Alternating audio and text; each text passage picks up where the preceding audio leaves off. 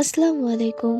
আজকের গল্পের নাম হলো আশিক জিন। গ্রামের নাম চাঁদপুর। এই গ্রামে একটা কথা সবাই জানতো, সূর্য ডোবার পর পুরনো বটগাছের কাছে কেউ যায় না। সেদিন সন্ধ্যায় আয়শা বই হাতে করে বটগাছের পাশ দিয়ে যাচ্ছিল। হঠাৎ বাতাস থেমে গেল, পাতাগুলো নড়লো না, কিন্তু একটা কণ্ঠ শোনা গেল, আয়শা। সে থমকে দাঁড়ালো। এই নাম কেউ জানে না, সে এই গ্রামে নতুন। চারদিকে তাকিয়ে কাউকে দেখতে পেল না। ঠিক তখন বটগাছের ছায়ার ভেতর থেকে একজন যুবকের অবয়ব দেখা গেল। লম্বা সাদা পোশাক, চোখ দুটো অদ্ভুত। শান্ত সে বলল, ভয় পেও না, আমি তোমার কোনো ক্ষতি করতে আসিনি। আয়েশার গলা শুকিয়ে গেল। তুমি কে? লোকটা একটু হেসে বলল, আমার নাম আশিক। হঠাৎ দূরে মসজিদের আজান ভেসে এলো। সেই শব্দ শোনা মাত্র লোকটার চেহারা ফিকে হয়ে গেল। সে তাড়াতাড়ি বলল, আমি আবার আসবো, কিন্তু কাউকে বলবে না, কারণ আমি মানুষ নই। এই কথা বলেই সে হাওয়ার মতো মিলিয়ে গেল।